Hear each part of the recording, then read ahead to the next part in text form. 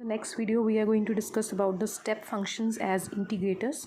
So let alpha is constant throughout the interval AB, then SPF alpha is equals to 0. So अगर alpha constant रहेगा interval A B के बीच में तो SPF alpha is equals to 0 होएगा, क्योंकि SPF alpha का formula आपको पता है, it is equals to summation FTI delta alpha I. So delta alpha I मतलब चेंज इन अल्फ़ा. तो अगर अल्फ़ा कांस्टेंट है और अल्फ़ा में अगर कोई चेंज नहीं आ रहा तो इट मीन्स वो चीज़ 0 बन जाएगी एंड हैंस समेशन भी 0 होगा, तो SPF अल्फ़ा भी 0 होगा. इट मीन्स ये एग्जिस्ट तो करेगा बट इसकी वैल्यू क्या होएगी 0. However if alpha has jump discontinuities, jump discontinuity का मतलब है कि उसकी लेफ्ट हैंड लिमिट और राइट हैंड लिमिट इक्वल नहीं आ रही, ठीक है ना. So if you calculate left hand limit at certain point and it is not equals to right hand limit, then that point is called jump discontinuity for the function alpha. Then A to B F D alpha need not exist. तो ज़रूरी नहीं कि उस point पे ये फिर उस case में ये वाली चीज़ एग्जिस्ट करेगी, बट अगर एग्जिस्ट कर गई तो उसकी वैल्यू 0 होगी, ये भी ज़रूरी नहीं है. सो नेक्स्ट हम डिफ़ाइन करें स्टेप फंक्शन को. मान लो कोई फंक्शन है from A B to R. ये स्टेप फंक्शन तब कहलाएगा अगर मान लो आपके पास कोई पार्टीशनिंग है इंटरवल ए बी पर, जैसे हम नॉर्मली डिफ़ाइन करते हैं, एंड अल्फ़ा हर एक कॉन्स्टेंट xi-1 से लेके xi के बीच में कॉन्स्टेंट रहे. जैसे फॉर एग्जांपल अगर आप स्टेप फंक्शन ये वाला लेते हैं ग्रेटेस्ट इंटीजर फंक्शन, तो आपको पता है कि 0 और 1 के बीच में इसकी वैल्यू 0 रहती है, 1 और 2 के बीच में इसकी वैल्यू 1 रहती है, 2 और 3 के बीच में इसकी वैल्यू 2 रहती है. तो ये आप देख रहे हैं कि इस इंटरवल में कांस्टेंट है 0 है, इस इंटरवल में कांस्टेंट है 1 है, इस इंटरवल में 2 है, इस इंटरवल में 3 है एंड सो ऑन. सो हर एक सब इंटरवल में इसकी वैल्यू कांस्टेंट रहेगी. Such functions are called step functions. तो इसके स्टेप्स जो हैं वो 1 1 1 के हैं, ठीक है. तो ज़रूरी नहीं कि स्टेप फंक्शन सिर्फ यही है, इसके अलावा और भी स्टेप फंक्शंस हो सकते हैं. जंप क्या होता है? Difference of right hand limit and left hand limit. अभी मैंने बोला ना जब जंप डिसकॉन्टीन्यूटी मतलब उसकी राइट हैंड लिमिट और लेफ्ट हैंड लिमिट डिफरेंट होएगी. सो अगर डिफरेंट होएगी तो उनका बीच का कुछ डिफरेंस भी होएगा, और अगर डिफरेंस है तो उस डिफरेंस को आप जंप बुलाओगे and it is denoted as alpha I. So this difference is denoted as alpha I and it is called jump.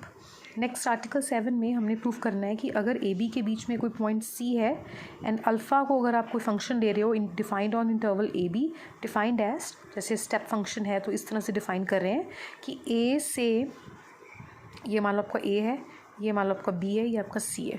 ए सी के बीच में फंक्शन की वैल्यू है अल्फ़ा ए और सी और बी के बीच में वैल्यू है अल्फ़ा बी, ठीक है. Where alpha A, alpha B and alpha C are arbitrary and function F is defined on interval A B in such a way that at least, और फंक्शन एफ को इस तरह से डिफाइन कर रहे हैं कि एटलीस्ट एफ और अल्फ़ा में कोई एक फंक्शन सी के लेफ़्ट पर कॉन्टीन्यूस होना चाहिए. दोनों चाहे हो ना हो, दोनों भी कॉन्टीन्यूस हो सकते हैं, बट अगर दोनों हो ना हो तो उनमें से कोई एक, अल्फ़ा और एफ में से कोई एक सी के लेफ़्ट पर कॉन्टीन्यूस होना चाहिए. सिमिलरली सी के राइट पर भी एटलीस्ट एक कॉन्टीन्यूस होना चाहिए. तो आपको प्रूव करना है कि f belongs to R alpha, मतलब f is Riemann Stieltjes integrable with respect to the function alpha on interval A B.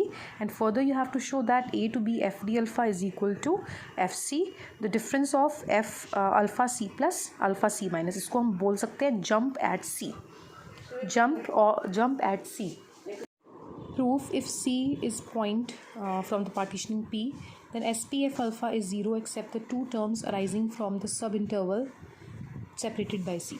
So अगर आप SPF अल्फ़ा के फॉर्मूले को रिकॉल करो तो होता है summation FTI delta alpha I. Delta alpha I मतलब change in the value of alpha, ठीक है ना. जब आप मान लो आपकी पार्टीशनिंग है ए बी की, ये सी पॉइंट इन बिटवीन है, तो ये छोटे छोटे पॉइंट्स से आपने छोटे छोटे सब इंटरवल्स में इसको डिवाइड करा हुआ है. तो अब अगर आप देखें, आपने जब SPF अल्फ़ा निकालना है तो आप पहले इस इंटरवल के लिए निकालेंगे, सब इंटरवल के लिए निकालेंगे. तो आप अल्फ़ा की वैल्यू इस पॉइंट पर और इस पॉइंट पर दोनों की वैल्यूज़ को माइनस करेंगे तो तभी डेल्टा अल्फ़ा निकलेगा, फर्स्ट इंटरवल के लिए निकलेगा. बट हमें पता है सी से लेफ़्ट जितने भी पॉइंट्स हैं उनके लिए अल्फ़ा की वैल्यू अल्फ़ा ए है. इट मीन्स इन दोनों का डिफरेंस 0 हो जाएगा. सिमिलरली आप नेक्स्ट इंटरवल पकड़ें, उसके लिए भी डिफरेंस 0 हो जाएगा। इस तरह से सी के जितने भी पॉइंट्स लेफ़्ट पर हैं सबके लिए डेल्टा अल्फ़ा आई 0 हो जाएगा, और सी के जब राइट पे हो आप आएंगे मूव करेंगे तो उन सब के लिए अल्फ़ा की वैल्यू फिक्स होएगी अल्फ़ा बी, उस केस में भी आपका डिफरेंस 0 हो जाएगा। तो इट मीन्स आपके पास जो डिफरेंस आएगा नॉन ज़ीरो वो सिर्फ सी के अबाउट ही आएगा। सी के लेफ़्ट पर है सी माइनस, ये सी माइनस है, और सी के राइट पर है सी प्लस। तो जब आप डिफरेंस निकालेंगे इसके अबाउट सी, अब सी मान लो आपका ये इसके बीच में आ रहा है, इससे इसके बीच में आ रहा है, दिस इज़ टी के minus one, this is T के, ठीक है, टी के माइनस वन और टी के बीच में सी आ रहा है। तो इस इंटरवल में जब तुम डिफरेंस निकालोगे आप पुट करेंगे एफ टी के माइनस वन और डिफरेंस निकालेंगे सी और सी माइनस का, अल्फ़ा सी माइनस का, तो ये नॉन ज़ीरो आएगा, ठीक है। सिमिलरली सी प्लस और सी का डिफरेंस निकालेंगे, वो भी नॉन ज़ीरो आएगा, अदरवाइज़ बाकी सभी टर्म्स ज़ीरो बन जाएगी।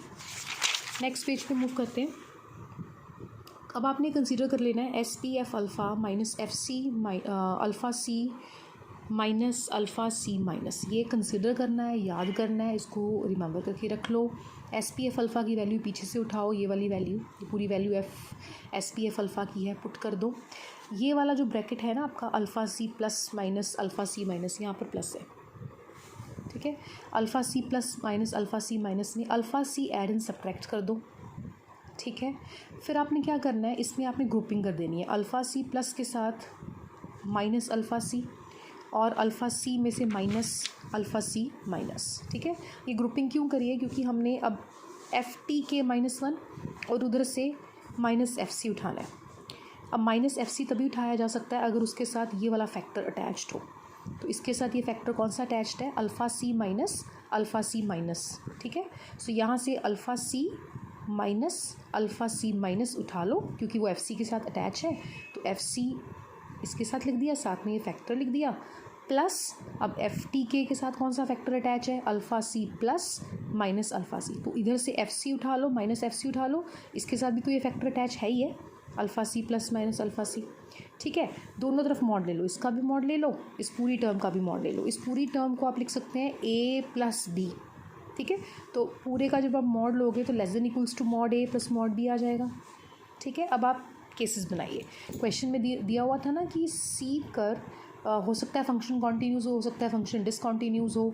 अगर फंक्शन डिसकॉन्टीन्यूज़ है तो एटलीस्ट सी के लेफ़्ट पर एफ़ और अल्फ़ा में से कोई एक कॉन्टीन्यूज़ होना चाहिए, सिमिलरली सी के राइट पर एक कॉन्टीन्यूज़ होना चाहिए। तो वही 4 केसेस हम बनाएंगे। पहला केस बनाएंगे कि एफ़ सी पर कॉन्टीन्यूज़ है, दूसरा केस बनाएंगे एफ़ डिसकॉन्टीन्यूज़ है लेकिन अल्फ़ा कॉन्टीन्यूज़ है, तीसरा केस बनाएंगे कि अगर हम सी के लेफ़्ट पर बात करें तो एफ़ कॉन्टीन्यूज़ है लेकिन अल्फ़ा डिसकॉन्टीन्यूज़ है, ठीक है। क्या कह लो कि F is continuous from the left and discontinuous from the right, ठीक है। और अगर एफ़ डिसकॉन्टीन्यूज़ है राइट पर तो according to the question alpha फिर कॉन्टीन्यूज़ होना चाहिए राइट पर, क्योंकि दोनों में से एक तो कॉन्टीन्यूज़ चाहिए ना आपको। So if f is discontinuous from the right then alpha is continuous from the right। Case 4 बनेगा कि f इस बार राइट पर कॉन्टीन्यूज़ है बट लेफ़्ट पर डिसकॉन्टीन्यूज़ है। सो अगर f लेफ़्ट पर डिसकॉन्टीन्यूज़ है तो इट मीन्स अल्फ़ा लेफ़्ट पर फिर कॉन्टीन्यूज़ होगा, ठीक है। तो ये चारों केसेस को हम फिर सम अप करेंगे। पहला केस करते हैं। अब इस बार f कॉन्टीन्यूस है। कॉन्टीन्यूटी की डेफिनेशन अगर आपको शॉर्ट में बता दूँ, for given epsilon greater than 0 और the small there exist a delta greater than 0 depending upon epsilon such that for all x minus y less than delta f of x minus f of y is less than epsilon. Number of times we have discussed this definition. In the previous semester also we have discussed this definition in detail कि जब भी दो points का difference delta से कम होगा उनकी images का difference जो होगा वो एप्सिलॉन से कम होगा। क्योंकि तुम नॉर्म पी यहाँ पर आप खुद ले रहे हो, पार्टीशनिंग ऐसी ले रहे हो जिसका नॉर्म डेल्टा से लेस है। नॉर्म डेल्टा से लेस होने का मतलब है जितने भी सब इंटरवल्स बन रहे हैं उनमें से जो मैक्सिमम लेंथ वाला सब इंटरवल है उसकी लेंथ डेल्टा से कम है। तो अगर मैक्सिमम वाले की लेंथ डेल्टा से कम है तो सभी सब इंटरवल्स की लेंथ डेल्टा से कम होगी। तो इट मीन्स टी के माइनस वन से लेके टी के वाला जो सब इंटरवल है उसकी लेंथ भी डेल्टा से कम होगी। अगर इस पूरे की लेंथ डेल्टा से कम है तो सी तो बीच में आ रहा है, तो सी से लेके टी के माइनस वन ये वाला भी डेल्टा से कम है, ये वाला भी डेल्टा से कम है, ठीक है। तो अगर टी के माइनस वन और सी दोनों डेल्टा से कम है डिफरेंस तो उनकी इमेजेस का डिफरेंस एप्सिलॉन से कम होगा। सिमिलरली टी के और सी का डिफरेंस भी अगर डेल्टा से कम है तो टी के और सी की जो इमेजेस हैं एफ के अंडर उनका डिफरेंस एप्सिलॉन से कम होगा। अगेन आप इन दोनों को पुट कर दें यहाँ पर, इसको भी एप्सिलॉन से लेस कर दें, इसको भी एप्सिलॉन से लेस कर दें, ठीक है। तो आपके पास बच जाएगा राइट साइड पर, आप इसको कंबाइन कर लें, आपके पास बचेगा alpha C plus minus alpha C minus. So this is the first case. In the second case we are taking F to be discontinuous and alpha to be continuous at C. अगर alpha continuous है, continuous का मतलब होता है left hand right hand limit exist भी कर रही है और इक्वल भी आ रही है, आपस में भी इक्वल आ रही है, और फंक्शन की वैल्यू जो सी पर है अल्फ़ा सी दैट इज़ उस पर भी इक्वल आ रही है, मतलब ये सारी चीज़ें इक्वल होंगी इन शॉर्ट, ठीक है ना। Left hand limit right hand limit at that point value सारी की सारी आपस में इक्वल होगी। सो अगर ये इक्वल है तो ये चीज़ ज़ीरो बन जाएगा, सिमिलरली ये चीज़ ज़ीरो बन जाएगा, तो राइट साइड पूरी इंटायरली ज़ीरो बन जाएगी। सो आपके पास आ जाएगा this thing is less than equals to zero, ठीक है। तो सेकंड केस का रिजल्ट ये आ गया। थर्ड केस में हमने लेना है कि एफ कॉन्टिन्यूस है लेफ्ट से, डिसकॉन्टिन्यूस है राइट से।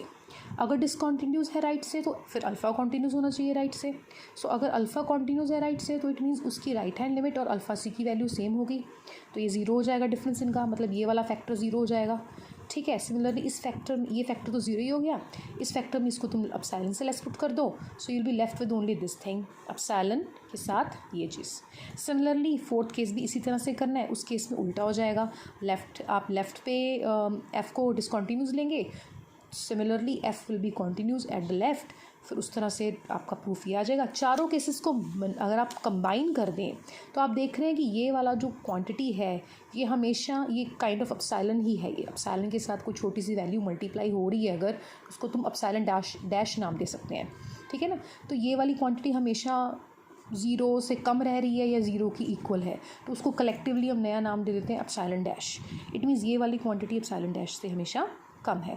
इसको मैंने आपको बताया हुआ है कि जब भी आप norm P tends to zero लेते हैं तो ये क्या बन जाता है, ये बन जाता है A to B F X D X. तो ये किसके इक्वल आ गया, क्योंकि इन दोनों का डिफरेंस एप्सिलॉन डैश से कम है, मतलब बहुत स्मॉल डिफरेंस है, तो इसका जो इंटेग्रल है इससे जो बनेगा that will be equal to this thing is what F C alpha C plus minus alpha C minus. ये बुक में मिस्टेक बहुत है, तो यहाँ पर अगर आप देखें यहाँ पर अल्फ़ा प्लस आएगा, यहाँ पर अल्फ़ा सी प्लस आएगा, अल्फ़ा सी माइनस आएगा, ठीक है। सो आपके पास इतना आ गया। सो इसको क्या बोलते हैं, इसको बोलते हैं अल्फ़ा का jump at C. So this is your result, ठीक है। यही आपको प्रूव करना था कि integral is equal to F C into jump at C. Next है आर्टिकल नंबर 8, जिसमें हमने प्रूव करना है कि let alpha be a step function defined on interval A B with F from A B to R such that not both F and alpha are discontinuous from the right. वही same चीज़ दी हुई है आपको, ठीक है।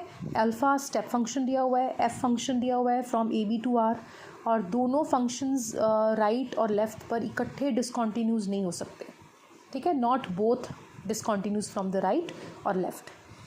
कोई भी point जो jump point है अल्फ़ा का, मान लो अल्फ़ा का जंप पॉइंट है एक्स आई, ठीक है। जंप पॉइंट मतलब उसकी लेफ़्ट वैल्यू और right value, left hand limit right hand limit same नहीं होगी, तो ये अल्फ़ा का जंप पॉइंट हो गया।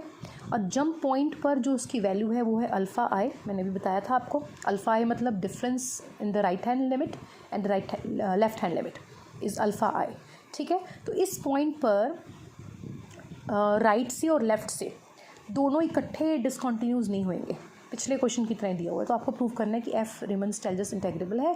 फर्दर आपको शो करना है कि इस इंटेग्रल को हम इस तरह से समेशन की फॉर्म में, फाइनाइट टर्म्स के सम की फॉर्म में, फाइनाइट टर्म्स का सम है ना, देख रही हैं तो अगर आप थोड़ा ध्यान दे रहे हैं तो टर्म्स जो हैं वो फाइनाइट है, तो उनका सम लिया हुआ है F X I alpha I, where x1 x2 xn ये क्या है, ये अल्फ़ा के जंप पॉइंट्स हैं, और ये अल्फ़ा आइज़ क्या है, जंप की जो वैल्यूज़ हैं वो हैं, ठीक है। सो x1 पर जो जंप की वैल्यू होगी वो अल्फ़ा 1 होगी, x2 पर जो होगी वो अल्फ़ा 2 होगी, इस तरह से।